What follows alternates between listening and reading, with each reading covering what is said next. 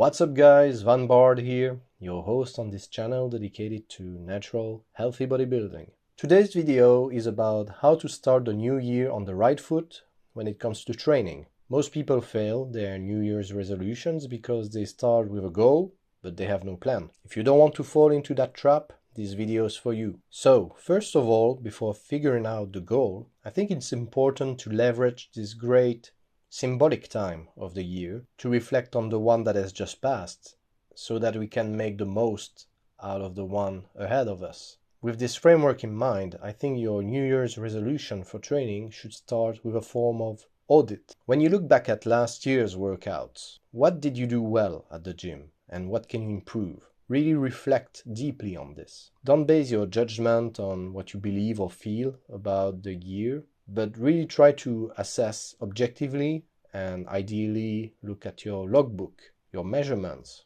Which body parts have lagged or which ones are significantly better? Obviously, being able to answer these questions should be the foundations when it comes to designing your workouts for the next few months. But then, I think there are also general guidelines that are more likely to be relevant to you depending on your level. And these are the main insights I want to share with you today. Let's begin with the beginner level. First of all, how do you know if you are still a beginner? Obviously, if you have just started the gym, you know you are a beginner, but let's say you are 6 months in, 1 year in, this can be a time when you begin to wonder if you are maybe already intermediate. Generally speaking, you can say that someone is a beginner up to a year of training, typically. You progress almost every workout in terms of reps or weight on the bar. And of course, depending on your genetics, how good you've trained already, or your previous experiences in sports, and a lot of other variables like that, you can expect to gain a few pounds of muscles. 10 to 20 is a generally accepted ballpark here.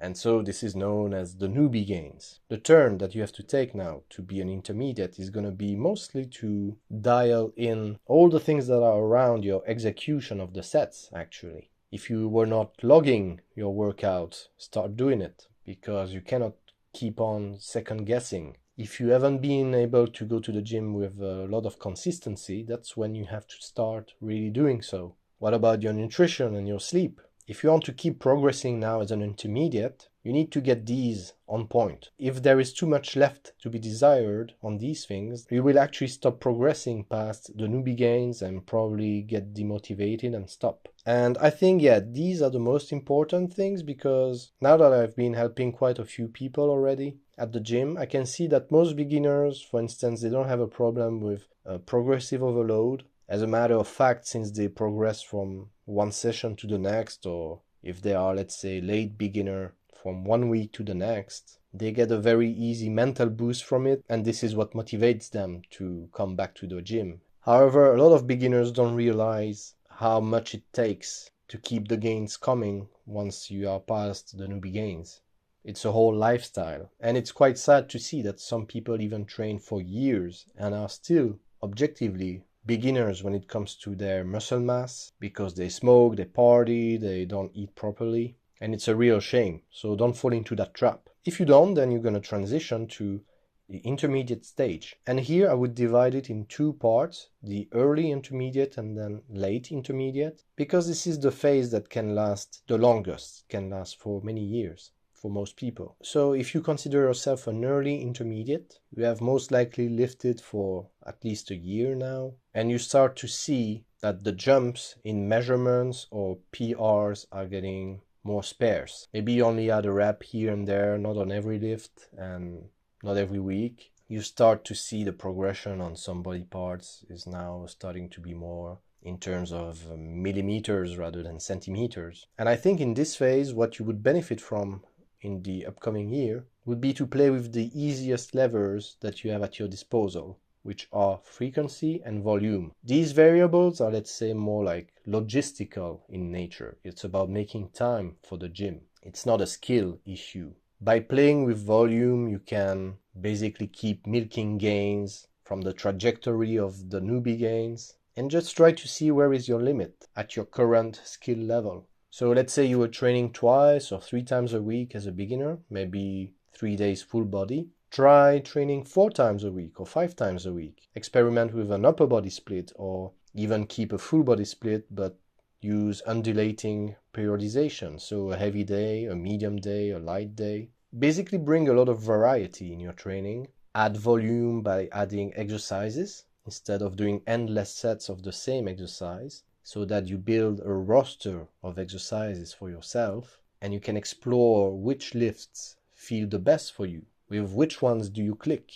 With which ones do you have a good connection with your muscle? So let's say for each muscle group you were doing 5 to 10 sets a week before, try going to 15 or 20 or even 25 if you have the time for it. I know this is not a popular opinion nowadays because there's a pendulum swinging back towards low volume, high intensity training nowadays. But as I've said before, I think you have to earn intensity. And this is just part of learning the skill of lifting. So you are still too early on your journey to rely on it. You are, by adding volume, giving yourself more chances to execute on the lifts and experiment and learn what intensity looks like. Maybe adding exercises and volume makes you find exercises on which you feel comfortable enough to be intense, because it doesn't hurt your joints, for instance, on the contrary of other lifts. So I think this early intermediate stage, when you want to go to the next phase, this is the time where you have to be the most experimental with your training.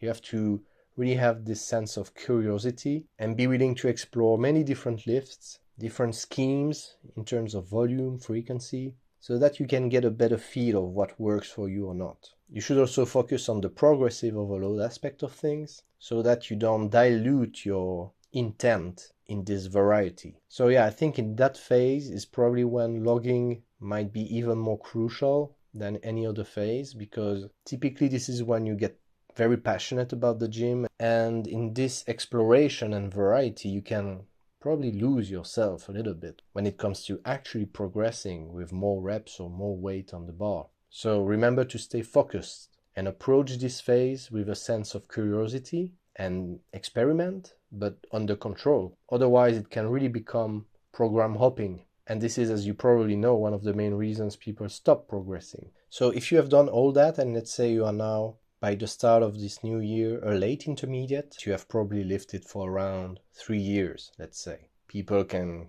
clearly see that you lift, even with your shirt on. You probably became the Mr. Muscle of your family and your friendship group. And since you've made it this far, it's probably also meaning that you were tracking your progress quite well, including your measurements. And that's when you start to notice that it doesn't make much sense to check them as often as before. So this is where I am now. Until quite recently, I was still taking my measurements every month, even though not a lot of things were budging anymore. And now I have basically stopped and decided to check only every 3 months. Also because it puts me a little bit more in a mindset of process first. If you are so focused on seeing measurement results every month, it doesn't make sense anymore. And so if you're in that phase, just like me, I think this is the phase where we have to be the most cautious and brave on this lifting journey. My dear friends, I'm not gonna lie, this is the land of the greatest peril. Great peril? I don't think I was. Yes, you were. You were in terrible peril. Look, let me go back in there and face the peril. No, it's too perilous. Because this is the phase that can really end up in what is called intermediate purgatory, or forever intermediate. Look, my duty as a knight, sample as much peril as I can. No, we've got to find the holy grail. Come on. Oh, let me have just a little bit of peril. From now on, it's slower to see the results of the training, so you can spend months spinning your wheels without being able to fix it before you have wasted weeks or months.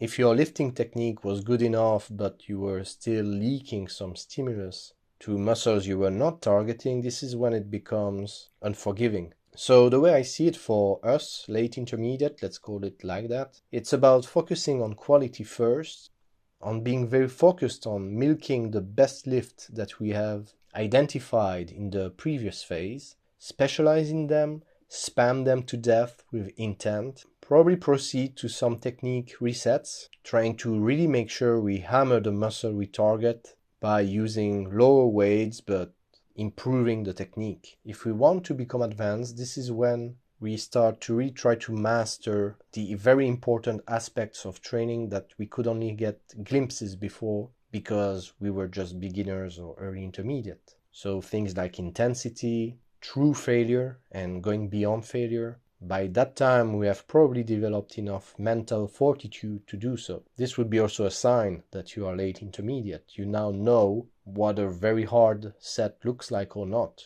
on many different lifts. And I would say this phase is when it has to become more of an art, because unlike volume and frequency, intensity is a skill. The skill of knowing yourself and pushing through discomfort. So yeah, I think if you can nail this phase, still making sure you get a progressive stimulus, but really feeling that you target the muscle with each rep becoming more qualitative, then you will become advanced. And if you watch this video and you are already advanced, I wonder a little bit what you are doing here, right? Because I would say part of being advanced by definition is that you will already know what you need to do. You now have such a knowledge of your body and training that if you listen to me right now, it's probably more because you like my voice or you're just interested to know what the noobs on the internet are talking about so that you can troll them in the comments, maybe, I don't know. But nonetheless, I will tell you what's my opinion if you are advanced and you want to bring it to the next level. I guess you would call it elite. And obviously at that point of your training journey, let's say after probably at least 5 years, I would say, if you've done everything correctly, now it's going to be about the sustainability of your training. If you want to keep putting on muscle, the amount that you will gain every year is going to be quite small compared to before, but the impact is actually very big because by definition most people don't reach that phase. And so each year that passes and you add maybe only a pound of muscle, it's a pound that many people don't have, on the contrary of the beginner or the early intermediate. So this is when your physique gets freaky, even as a natural. But yeah, it's slow, and so what you want to make sure is not to interrupt the compounding effect, just like in investing. So it's going to be a lot about managing injuries and making sure you don't get injured. So managing fatigue and basically specialize in the few weaknesses you have in your physique.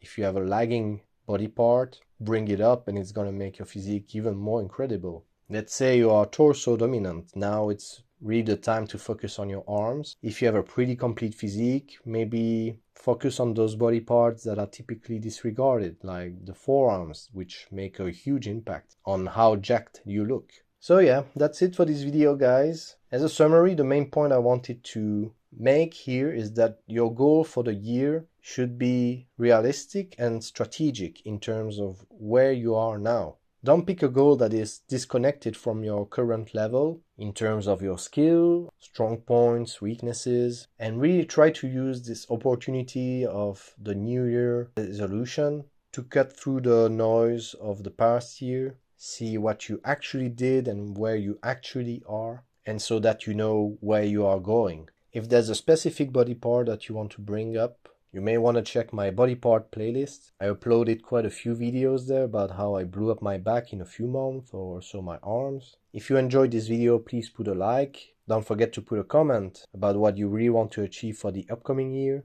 and how do you plan to achieve it, or maybe what you managed to achieve by the end of this one. And of course, if you're interested to follow me along my own journey and get notified when I upload more videos about natural bodybuilding, consider subscribing to the channel. I thank you very much for watching this far, and I wish you a happy new year, of course. See you on the next one. Bye.